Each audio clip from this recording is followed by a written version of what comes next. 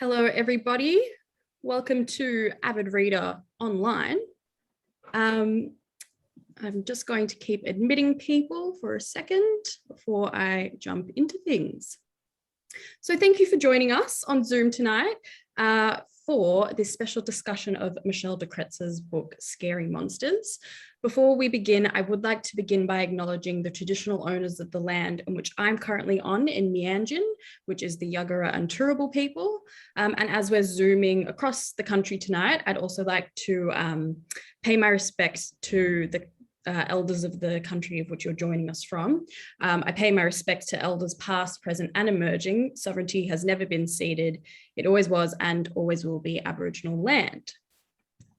For our audience tonight, if you haven't joined us for an Avid online event, you will be muted for the session, but you're welcome to have your video on.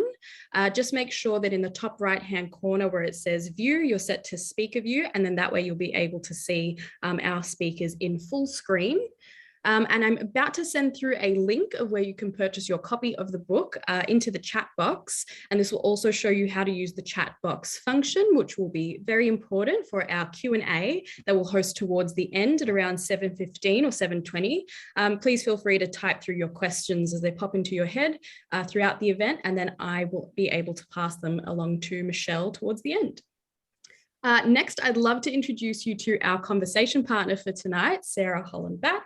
Sarah is a poet, critic, and professor at QUT and the recipient of numerous literary awards, including the Prime Minister's Literary Award for Poetry. Her most recent book, which was recently launched at Avid Reader, is Fishing for Lightning. It's a collection of essays on contemporary poetry. Over to you, Sarah. Thank you so much, Yana, and thanks everyone for joining us. I'd like to also acknowledge the traditional owners of the lands on which I'm coming to you from, the Turrbal and Yuggera people, and pay my respects to elders past and present. And I'm really delighted to be here talking about Scary Monsters, this incredible novel by Michelle de Kretser, the two-covered novel by Michelle de Kretser. It's a phenomenal novel, and a novel that I've read now a couple of times and found many different things on different readings. It's a chimeric novel, a two-headed novel, a novel with two narratives at its heart, or a pair of novellas, depending on how you view it, and maybe that's something we can touch on. So you end up with two possible beginnings and two possible endings to this novel. And depending on which order or which cover you enter into, you'll either start in 1980s Montpellier in the south of France, or you'll start in a near future dystopian Australia in Melbourne, in a blighted kind of landscape in which half of Sydney has fallen into the sea and in which there are climate refugees coming to the city centres from the bush.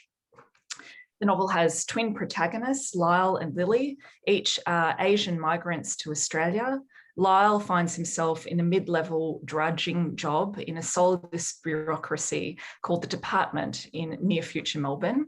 Lili has migrated to Australia from Asia, but is now a migrant herself, again in the south of France, teaching English to French school children. And the monsters populating this novel are both embodied and easily identifiable: men who rape and murder women, serial killers, Proud Boy-style Nazis, repressive surveillance states, but also more nebulous and ideological: ageism, Islamophobia, racism, misogyny, jingoism, parochialism, nationalism, and corporate and governmental overreach all have their claws into the lives of these characters. But playing out under the threat of these monstrous presences are really deeply human and humane dramas. Lili is a young woman trying to make her mark and presence felt in the world during her burgeoning early adulthood, and she's grappling with her difference in the south of France, while Lyle is preoccupied with trying to achieve a kind of middle-class anonymity and assimilation into a repressive and dystopian Australian culture, as he and his wife Chanel care for his elderly mother Ivy. There's a fleeting bridge between these two worlds, but for the most part, these narratives run on parallel tracks with mirrorings, echoes, and inversions moving from each to each. And it's a novel with so many ideas that it's really easy to just linger on that richness. But I do want to say a few things about the novel's style, because Scary Monsters is an immensely stylish novel, a novel of deep poeticism and condensation, which balances quite biting satire with really deep poignancy. Michelle is above all a writer who pays deep attention to language's nuances, its capacity to compel and oppress the characters and their lives in her novels. And so, as you might expect, it's a novel of linguistic exactitude, full of precise and indelible lines and images. And finally, here's something probably only a poet would say. I mean this as the highest form of compliment. This is a novel of utterly exquisite sentences. It's a rare novel whose mode of carrying us along is just as important as the narrative which drives it. As you can tell, I loved it. I loved this novel. I encourage you all to buy a copy. Now, I think Jana has sent through the link in the chat. And so please put your questions in the chat, join us. And now, Michelle, I'd like to start with a question. Hang on. I just want to say, first of all, thank you for that incredible and incredibly generous introduction.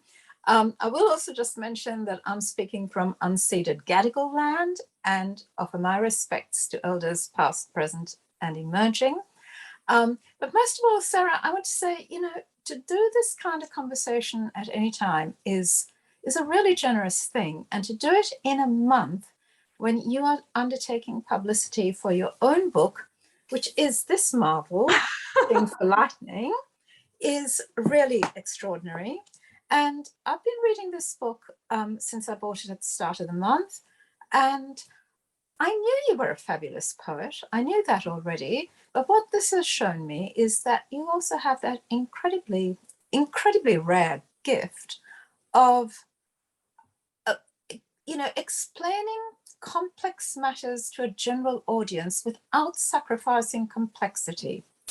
So I think that, Jana, please send through a link for this book as well, because I'm urging everyone who is zooming in, please just do yourselves a favor and buy this. You won't regret it.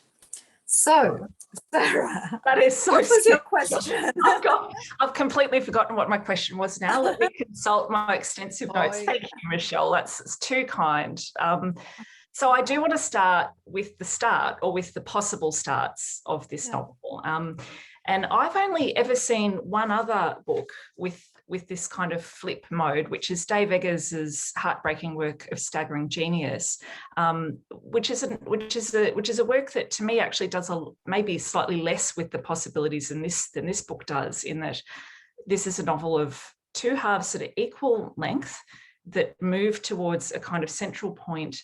And how did you kind of come across, at what point, I suppose, in the ideation of the novel, was it at the very beginning, had you thought, I'm going to work this way? Because this is new for you, obviously. I mean, your previous works, you've had this idea of sort of parallel narratives before, or characters who kind of are connected lightly and kind of touch on one another. These are very kind of parallel lives, and there's just a sort of fleeting moment. Was that kind of in the inception of the novel, that idea, or was it something that came along as you wrote one half? Did you have both halves in mind at the beginning? Okay. So how long have you got? So not right at the very, very start, but when I was fairly early on, I was writing the first part. I actually started with Lili for reasons which we could talk about later, and fairly early on. And that was really, I mean, there are reasons for this format that are to do with the subject matter, and there are reasons for the format that are to do with form. And so with the subject matter, I had decided I was going to focus on these two migrant voices. And this format, the flip format, was just a way of asking the reader to share just briefly and fleetingly in that kind of disorientation that every migrant experiences. You know, who changed the story? Where has the continuity gone? The other thing was something Lyle says in his narrative, where he talks about, you know, the past no longer being a guide to the future for him as a migrant. Because, of course, as a migrant, you know, your ways of perceiving the world and of being perceived by the world change, shift, have to undergo adjustment when you've changed countries.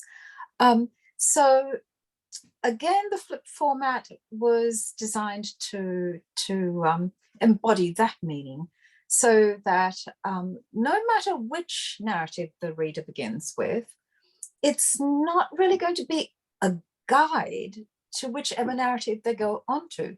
Again, there is that break. And then the third reason to do with subject matter was that this is a book in which there is quite a lot of violence, a lot of it directed at women. And so this kind of broken book, this breaking the novel form, was intended to reflect that as well. But then there are also reasons to do with form. And I suppose, you know, this is my 6th novel now. And one of the things I've always had a horror of as a writer is repetition. And the more books you publish, well, you know, the greater the risk. It is so tempting always for writers to just do what they know they can do. And for readers, it's very comforting, actually, to get exactly the same thing. But of course, art has nothing to do with safety. And increasingly, I have been, well, as you mentioned, trying to play with the novel form. You know, so The Life to Come has 5 separate sections, but there I didn't quite have the nerve to do it, and for various reasons would have been complicated. So there is a connecting character. A few years ago, I read a book called The Living by the British Indian writer Angela Joseph. In this novel, Angela Joseph starts off with a narrative about a woman in her mid-30s, single mother living in East Anglia and working in a shoe factory. So you've got a few chapters of this. Then you get a few chapters about an elderly Indian man living in a village in India, and he makes sandals, leather sandals. Then a few chapters later, we're back to the woman, and so on, through to the end of the book. And apart from the shoe thematics, there is no other link, you know, and you're waiting for these narratives to converge in some way, and they just do not. And I thought that was so interesting and so audacious and so admirable that she set up readers' expectations in those ways and then confounded them. So I suppose that was a kind of spur to think about form. And I mean, in the Angela Joseph, because they're interleaved, is that a word? Interwoven anyway. She does have to go with sort of unity of tone and voice. So I thought, what about if we have completely, you know, we break with that idea altogether. So not only do we no longer think of the novel as a single continuous narrative, but we don't even have unity of voice or style or mode. What would that be like? You know, let me try that. I mean, there are certain things, as you said, they are both narratives. They're both first-person narratives, someone looking back, Asian migrants to Australia, looking back on certain events in their lives. And there is the what you call the bridge, but which is only a potential bridge, right? We don't know.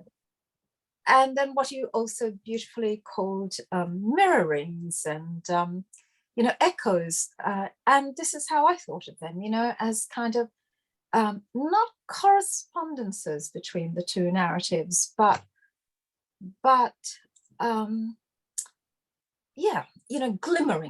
glimmerings across from one to the other. So for the reader, these are things that are not really so much apprehended as intuited. They are like forms glimpsed underwater. You sense they're there, but you're not quite sure. To put it in sort of poetic terms, we're talking about assonances rather than rhymes. And so obviously this asks the reader to do a fair amount of creative work in constructing what I conceived of as a whole, a novel, not novellas. And I leave this up to the reader. So, I mean, for instance, with the bridge, the reader must decide whether that is a reference to the other novella. And if it is, then it has quite a serious impact on the outcome of one of the protagonists. So it really is handing over that sort of act of co-writing that reading always is. It always is. We always read. In reading, we always recreate the book, right? But this is sort of making that explicit. Gosh, I've gone on for a long time. No, it's fantastic, and there's so many things in there that I want to pick up on, and I'm just thinking, I mean, perhaps an interesting way into some of that is to think about the other novels that hover behind this novel, and and other texts indeed. John Berger is a figure in here with ways of seeing. Simone de Beauvoir kind of glances in and out of Lili's narrative as a sort of alter ego, or kind of counterweight or aspirational kind of figure in a sense to this young woman. But the novel that seems to me, in fact, one of the most interesting bridges across the two narratives is Camus' L'Étranger. And this is a novel for those, The Stranger, for those of you who haven't read it, in which the protagonist is a French citizen who goes to Algiers and murders an Arab on the beach in a kind of rage of being dazzled by the sun and heat stroke. And there's no other kind of explanation given for this quite senseless act of violence. And it's a novel that preoccupies Lili, but it's also a novel that chimes right through Lyle's section, because I found myself thinking about how Camus' novel starts with the protagonist not really being affected by his elderly mother's death. And there are various, there's kind of moments in there where we actually get these references to the Camus. And I was curious, I suppose, about those ghost texts that come in and out and again kind of function as little touchstones for readers who've read them or who get those resonances. And I wondered at what point, Camus seems to me the figure that looms across both of them in such a major kind of way. At what point you kind of arrived at that as perhaps a bridge or a glimmering, as you beautifully called it. Oh, well, this is the great thing, because readers always point out things that I didn't realize were there, or that I didn't realize were there until very late in the piece. It wasn't until I'd finished writing the whole thing that I even thought of the beginning of The Stranger, or The Outsider, as it was called when I first read it. That he says, yesterday mother died, and of course, famously, Merceau is not actually punished for killing the Arab. He's punished for not feeling the appropriate emotions, for not crying at his mother's funeral. But it wasn't until after the first draft, and I think it was when I went back to start revising, that I thought, oh, that's present there. So it was I suppose, was working in my unconscious.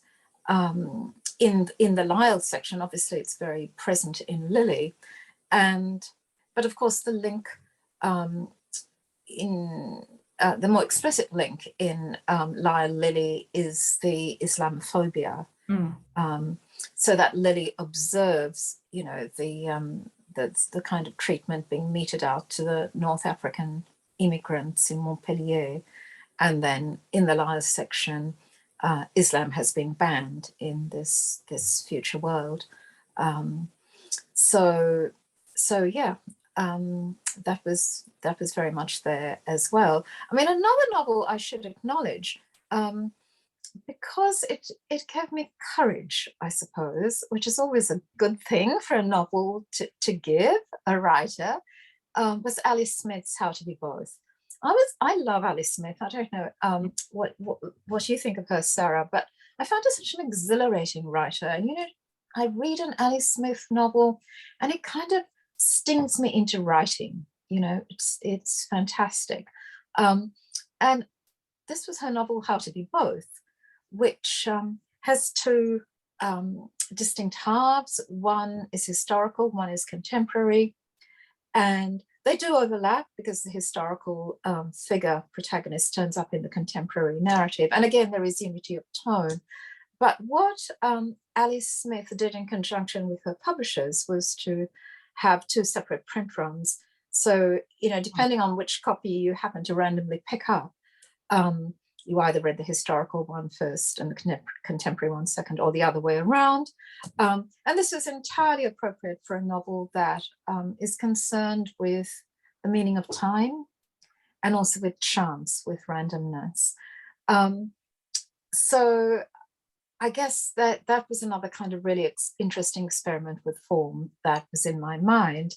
And I think it probably gave my publishers courage as well to you know, take on this form, and where, you know, there's some discussion about the placement of the barcode. Where would that go? Now I'm thinking, where is it? Where is it's on the spine. It's on the spine. Oh, yeah. Yeah. But I think marketing departments, when I say my publishers, I mean my publisher at Allen & Unwin, Jane Polfreman, is someone who is you know, just known for being a risk taker, and she embraced the idea from the moment I first measured it.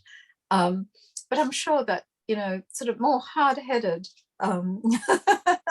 number crunchers were reassured by the fact that the Alice Smith novel, you know, went out there and survived and thrived and so on. I want to pick up on that idea of risk, because while your publisher may have taken a bit of a risk, I would say you're a pretty safe bet, Michelle, but you also take some quite extraordinary and I think really courageous risks.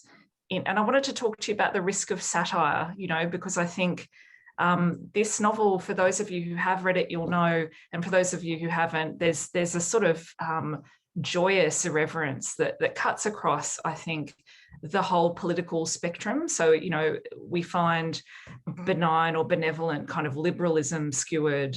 We find sort of eco-fascism skewered. We also find fascism skewered. We find Islamophobia skewered. You know, there's a kind of equal opportunity satirizing that kind of goes on. I think that's really quite extraordinary and exhilarating, and I think quite risky at times. And I was curious to know how you approach writing and dealing with that satire, because some of these things, you know, one, for example, as you mentioned, you know, Islam is outlawed, and there's a kind of gamification of Islamophobia that goes on with an app that characters are, you know, encouraged to play. You know, there's sort of moments, I think, of quite brave and courageous kind of satirical risk. And I wondered if you'd talk a little bit about how you approach satirizing these topics that really are, you know, deadly serious. Yeah.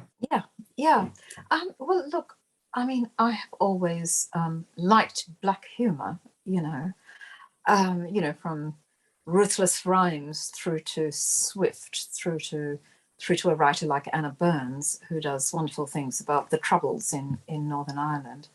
But it is a risk. But what I had in mind really with the Lyle section was something like German Expressionism, and the way that those painters use distortion and exaggeration, which proceed by means of humor and horror, both things, humor and horror, to kind of use those to strip away surface realities, to reveal the hidden realities.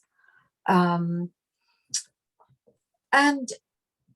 yeah, I mean, you know, it risks caricature. It has to, you know, it has to kind of flirt with that.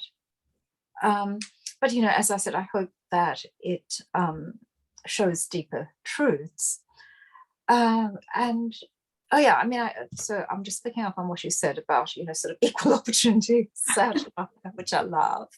I mean, one of the things I'm really aware of, and I think that certainly most migrants and certainly migrant writers are aware of, is when I say migrants, I suppose I mean migrants of color, people who are immediately, you know, identifiable as being migrants, is that often in fiction, characters of color are sentimentalized by the left. And I don't really read this kind of fiction, but perhaps, let's say, in journalism, people of color are demonized by the right. So there are those two extremes: sentimentalization on the one hand, denigration on the other. Well, those are both forms of symbolic violence. You know, we exist in our whole human complexity, and we would wish to be seen in those ways. So that's why, for instance, Lyle, whom I think actually sees a lot of what does go on. I mean, Lyle, in his embrace of, let's say, what he would like to think of as Australian values, is not mistaken in thinking that those are Australian values. What he sees through is the mythology, in the sort of Bath sense of mythology. So not the values that are you know, openly promoted, like or openly not promoted, but openly spoken of, like egalitarianism and mateship and multiculturalism, but the more covert values that are promulgated without and are very real, but are not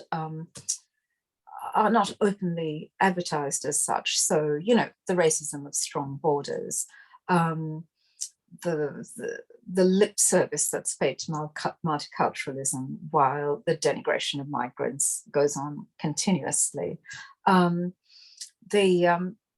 You know, the ruthless individualism, the fetishization of property, the avid consumerism, the sort of disregard for the notion of the collective good. He actually, you know, what he is responding to are all those unstated aspects of society. So Lyle is not duped, we might say. Yeah, he's not a pleasant person, but he's not duped. And I think one of the things that that he really picks up on, and that becomes a kind of, I think, another little echo counterpoint between the two halves, is the idea of Australian kind of cultural amnesia, I would call it, or historical amnesia, this idea that there's a relentless kind of pursuit of the future and of the new, and a kind of denigration of the past. And then I was reflecting, one of the things that I felt was a kind of echo was the idea of le centre historique in Lili's section. You know, this idea of the beautiful but expensive, kind of cobbled, gorgeous, you know, medieval city centre, which is kind of what tourists fetishize about Europe, and is not, of course, where working class people live, but is where you know, often rich tourists are able to go and have their deep and meaningful European experience. And I was reflecting on, you know, initially I was thinking, you know, that perhaps the subtle point here is that, you know, Australia denigrates its history, but Europe embraces it. But then, you know, there's also kind of the question of the way in which Algerians and North Africans, you know, who've, as the novel kind of makes the point, made contributions in French military kind of expeditions and so forth, that is kind of forgotten when they apply for visas or when they apply to migrate to France. And so I was interested in that kind of, that notion of a historicity across the two halves as well. That's probably more of a comment than a question, but I don't know if you have anything that you want to... I think that's really astute. I mean, the Lyle's wish to escape from the past also takes the very is embodied in his kind of uneasy relationship with his mother, obviously. So, you know, there is the sort of metaphorical unease with the past. And then there's the very real wish to rid himself of the past. And I suppose that was something that I wanted to write about in terms of how the old are written about and spoken about. And I know that your activism, Sarah, and some of the most wonderful poetry you've written is about the old, and the way they're treated in Australia. And I guess that I've noticed this more and more, perhaps just as I get older, but you know, the sort of that it had become, even before the pandemic, very okay to speak about the old in terms that would not be tolerated on the left if they were applied to you know, people of color or to women, for instance. And then, of course, the pandemic came along, and, you know, it was, I mean, just remember all the commentaries that we were treated to last year, with people saying openly that the lives of the old were just, you know, of no value, and we should not bother about lockdowns because COVID only kills the old.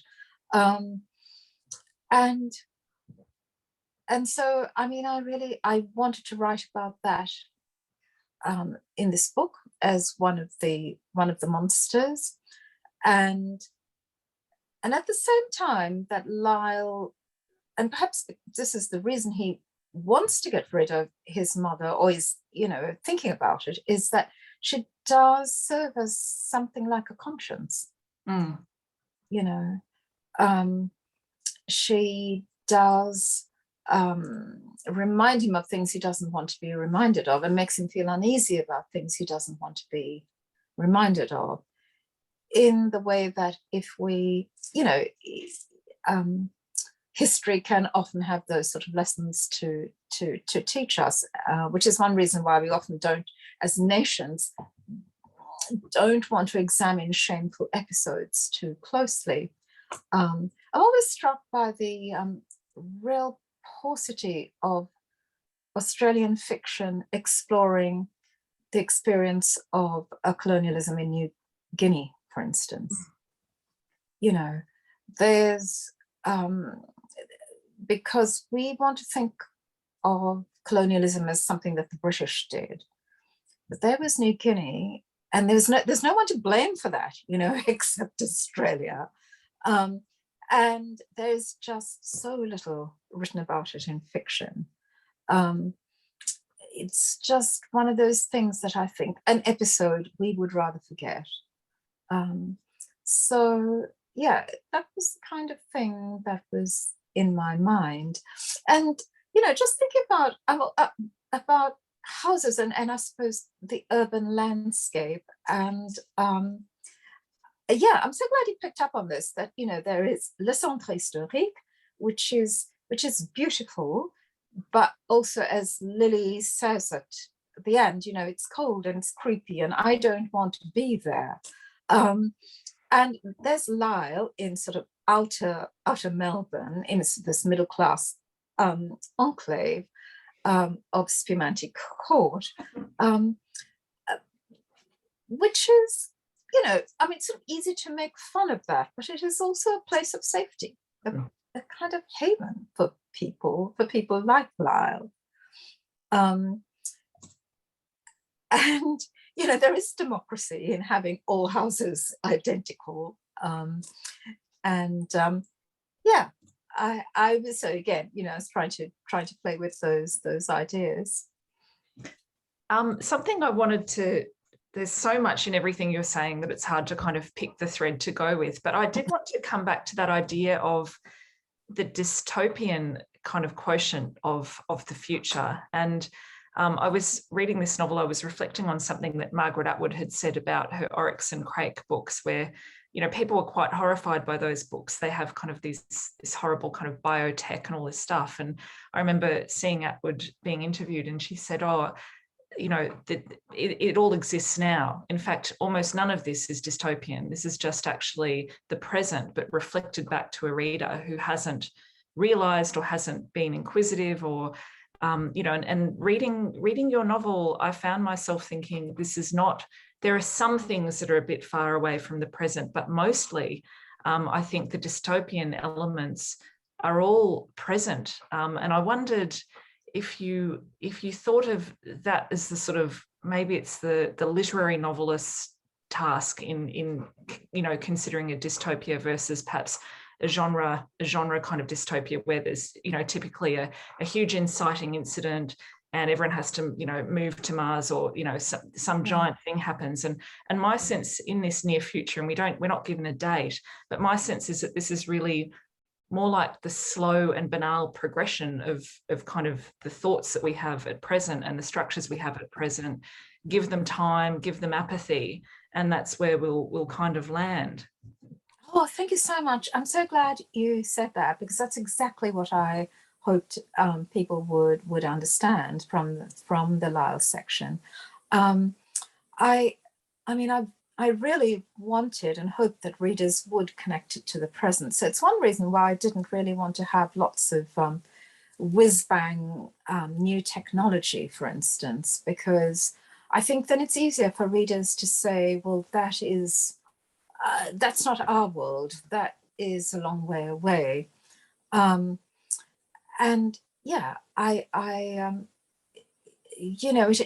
It is a bleak vision, and we do have the seeds of it in our world already. But another thing I would say, and another mirroring, is that while it's bleak, this future Australia, it is also for the moment still fictive. And what the end of Lili shows is that, real change, progressive change, hopeful change can be achieved through the ballot box. And I think that's something I hope readers will bear in mind as we move towards a federal election. So, this world can still be changed. Absolutely. And I think it's funny you say election, because obviously, we, without giving too much away, I think it's fine. We've said the time frame, we're in the early 1980s, we're moving from 1980 to 1981, and Mitterrand's kind of elevation as the first socialist president of France. And it's a moment, imbued with a lot of, I think, hope for progress and hope for the future. And I was wondering, what was it about that particular time period, that particular place, that drew you to set that as, I suppose, our counterpoint to Australia in the future. What is it about early 1980s France? Well, it was because it ends with the election of Mitterrand, of the socialist government, which was just such a huge thing for Europe. I don't know how much it resonated in Australia, but certainly in Europe, there was Reagan in the States, there was Thatcher in the UK, but not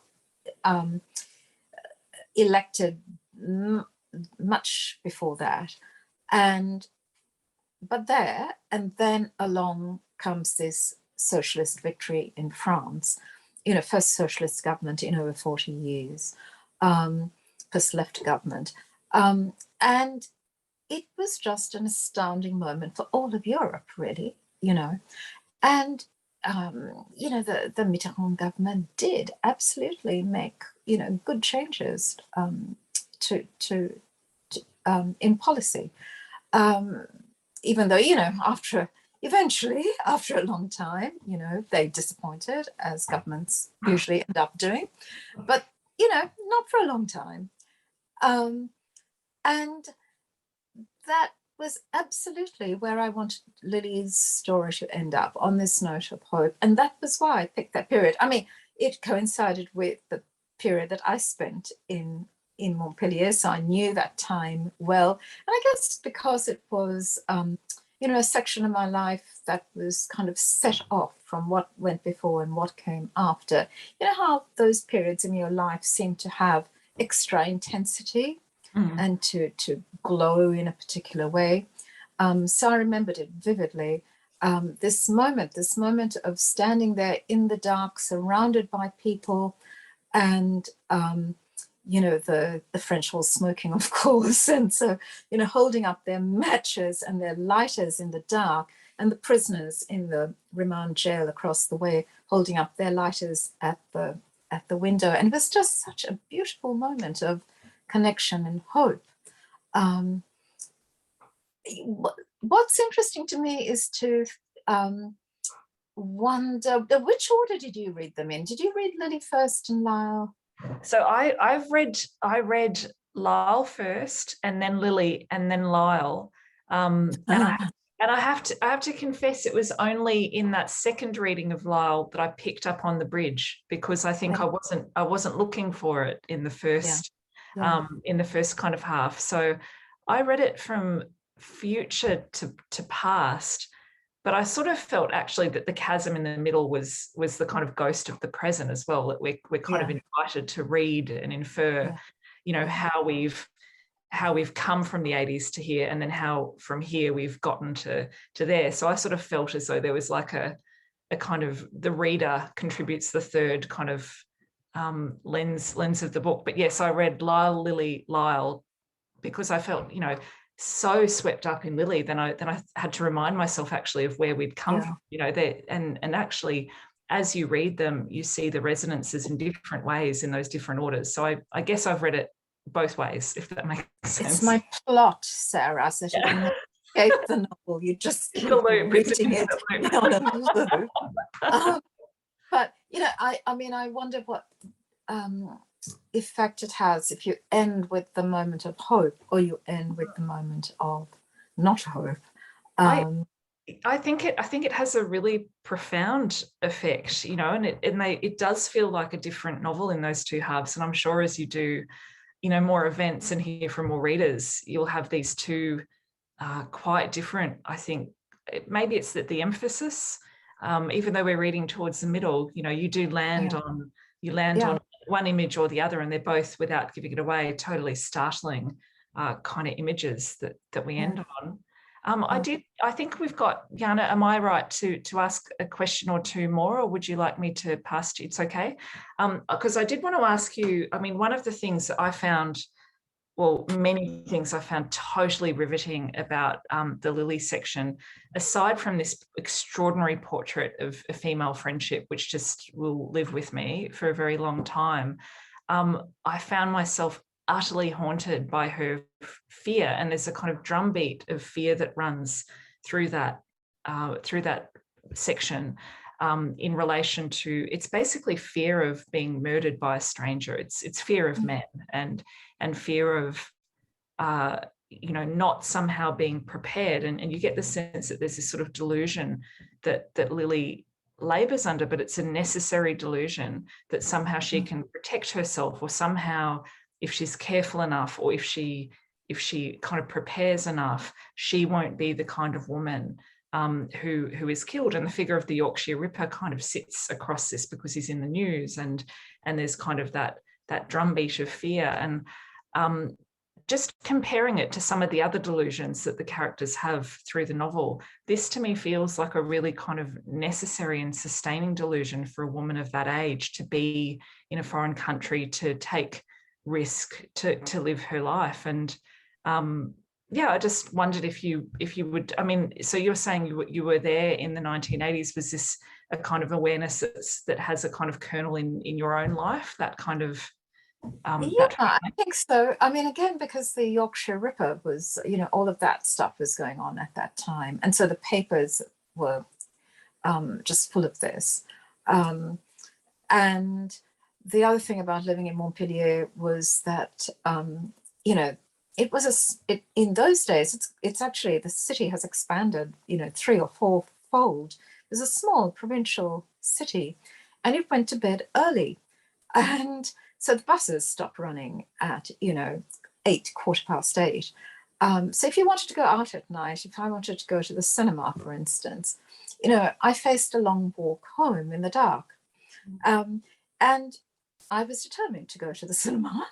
And so I remember these, hour-long walks to get home, and the kind of jumping at the shadows, and, the awareness of it, the very, very few cars on the road. And so the sort of hyper awareness of every car that goes past. And so I wanted to give that to Lili as well.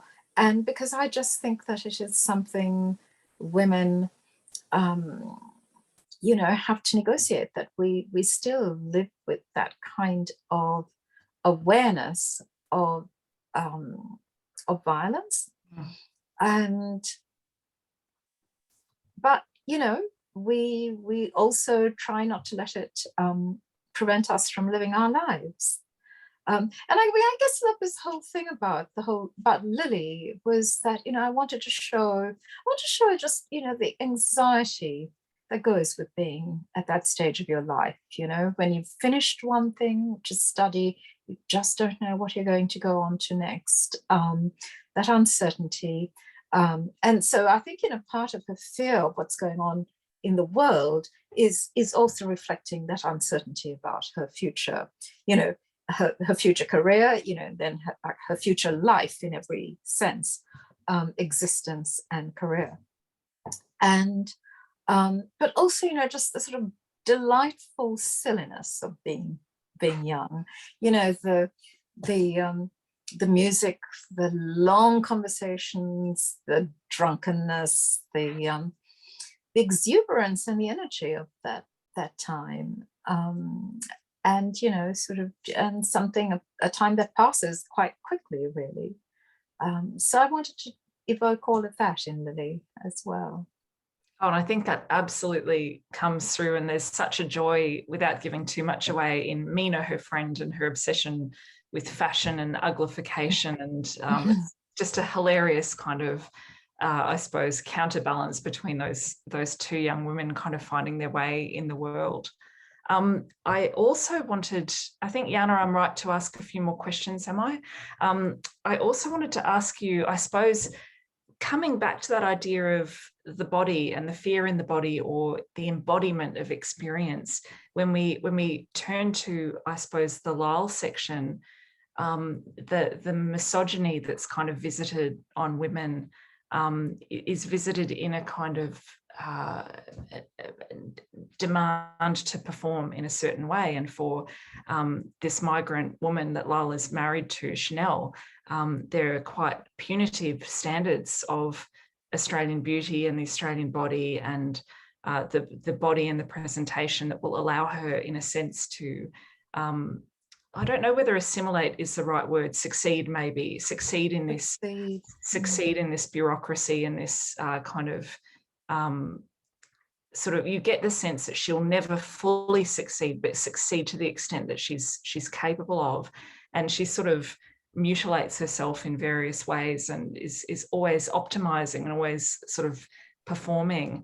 But you get the sense that perhaps, I don't know if it's too much of a spoiler to talk about the kind of effect that it has on her body and the bodies of characters, but there is a kind of embodiment, I suppose, that is also about race as well as about, it's also about racism as well as about misogyny, the effects that those have in the bodies of the characters.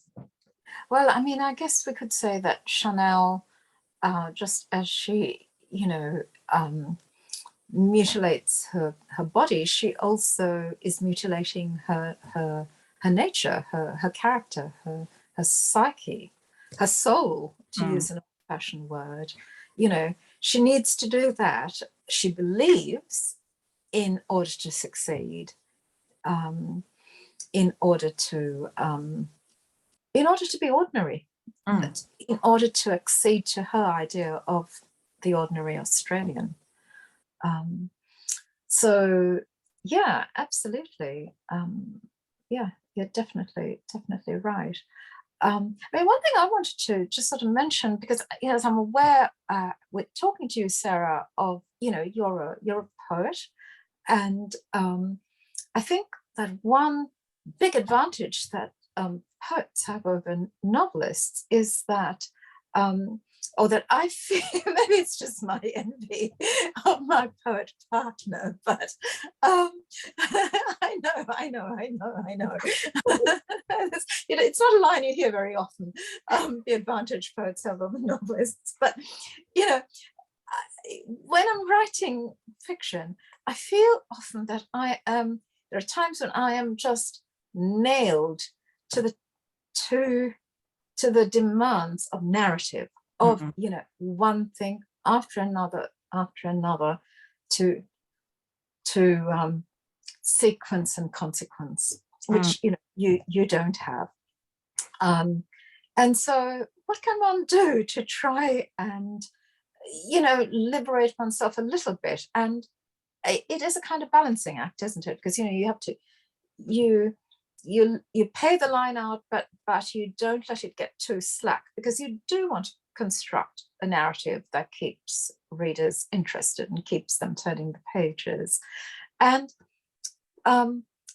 something that was in the back of my mind was, you know, Joseph Brodsky's dictum about narrative, that, you know, it should resemble memory, which falters and digresses, and I think he says stumbles, and I remember reading that and thinking, yes, absolutely, and this is absolutely compatible with realism, because you know, life doesn't just move forward, does it? It's sort of, it moves, you know, it sprawls as well, and it has a loose weave, and so trying to sort of have little episodes in the novel that that are kind of digressions, with, you know, tenuous, not tenuous, but small links back to the main line of action. But I'm thinking, for instance, of the episode in Sardinia, in the Lili section, or some of Lyle's memories, you know, which link, you know, you have to look closely for the links back to the sort of main line of argument, but which gave me great pleasure as a writer to try and perform that balancing act of, you know, narrative, but also, you know, going forward, but also the room for digression, and everything not having to be explained, everything not having to have an outcome. I suppose that every event doesn't have to have an outcome is something that I think I lean towards more and more as I go along as a novelist, while still, I hope, giving readerly satisfactions, you know. Oh, absolutely. I feel that stylistic kind of movement in the novel between kind of unfolding of these memories, and then these sort of moments that catch the characters. And there's a sense that, you know, the fact that they're both looking backwards and they're both sort of retrospectively trying to make sense in a way of how they've gotten to where they are, and also their agency, or what they have done or what they could have done, or how they've been the protagonist of these events. You know, it makes sense that they would pause in these totally poetic ways. And I think that's one of the great joys and pleasures of the novel, is that just as you sort of think, oh, I know where this is going, there are these beautiful kind of little micro narratives or micro kind of poems that take you somewhere in memory and then kind of bring us back. And speaking of style, one of the things that also really interested me, I'm just keeping an eye on the time, is the way in which Lyle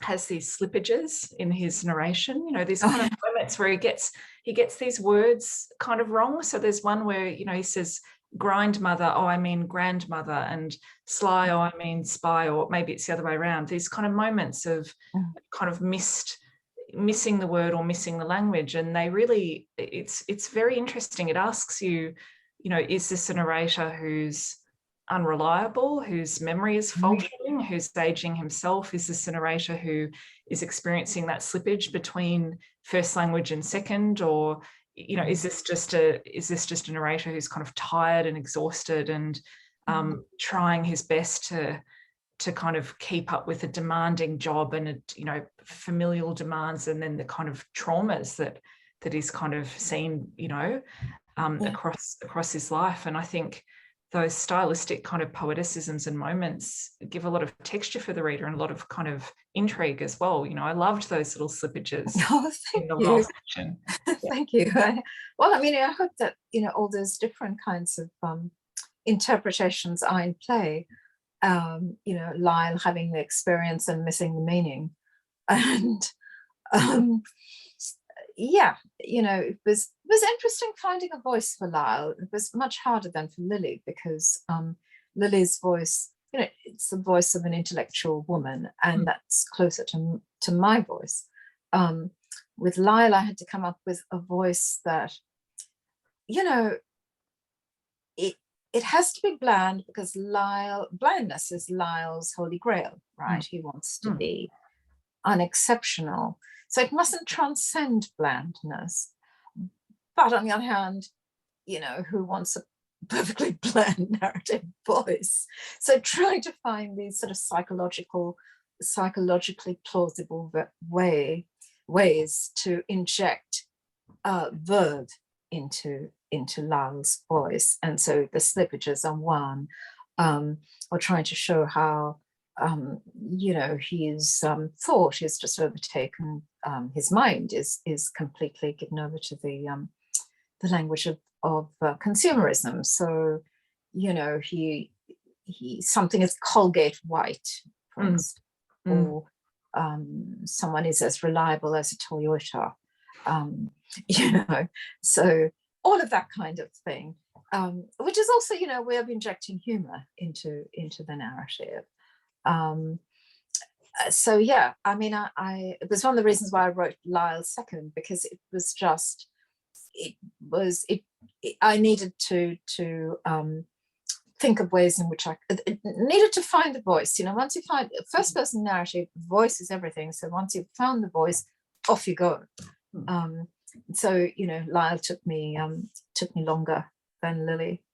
Yeah. I mean, I think he does have a blandness, or an aspirational blandness, but there are sort of these moments of like wrenching kind of poignancy where, you know, the reality of the decisions that he's making and the concessions that he's making, kind of hovering, and you can sense that they're there. And if he looks at them too directly, you know, the whole edifice of what he's trying to build will just completely crumble.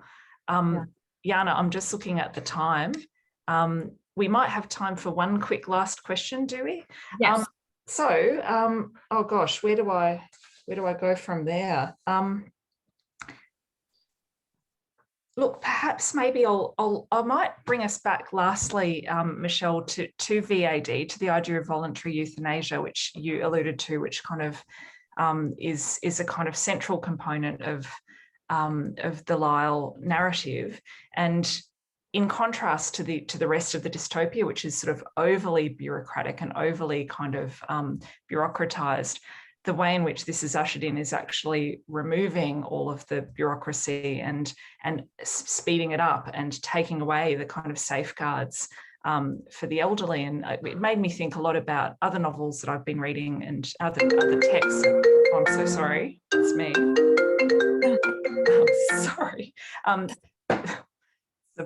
Speaking of technology, the kind of the bureaucracy of so much of the dystopia is, oh God, it's my mum. I'm so sorry. I'm so sorry. I'm hanging up on her desperately.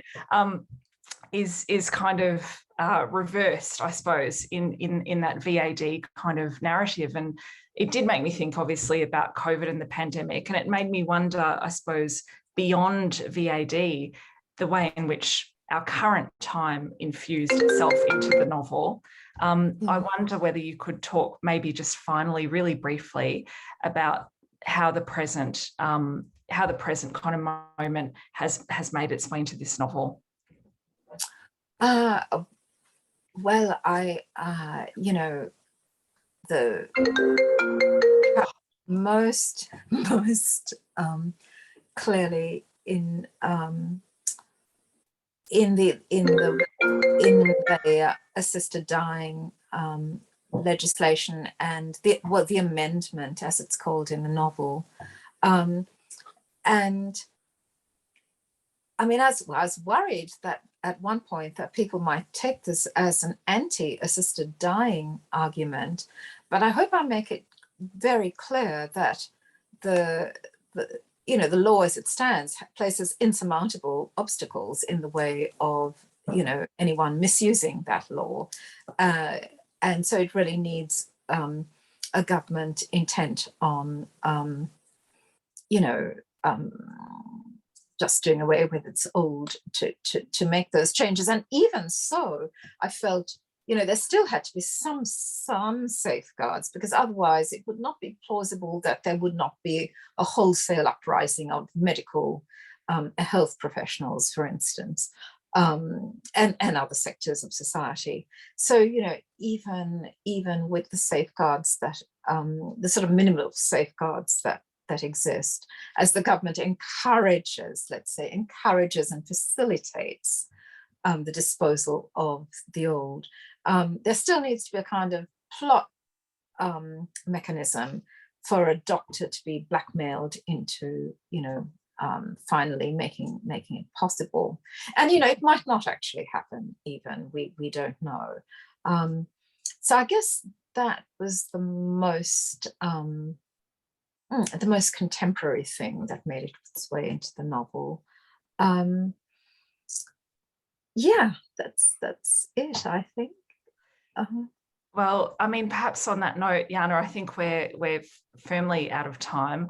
I just want to thank you, Michelle. It is thank you. It is an extraordinary novel. It is a novel that I know people will be thinking about reading and talking about for a very, very long time. And I congratulate you on this, monumental achievement. I encourage everyone to buy a copy of this novel, read it, talk about it, discuss it, and call your mums, as Jana has. Yeah, I know.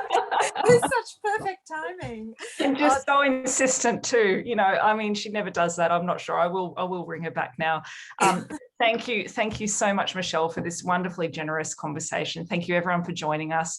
And I hope you all enjoy the novel when you read it. Thank you so much, and good night. Thank you so much. Thank you, everyone. And huge thanks to you, Sarah. Total pleasure. Such a pleasure. Thanks, everyone. Tonight was amazing. I've also just popped the link of where you can purchase Scary Monsters. And Sarah's book, perhaps. And Fishing for Lightning. I popped it there too. Well done. Thanks, Michelle. Thanks, Sarah. Have a great night. Thank you. Thank you both. Thank you. Bye. Thank you. Bye.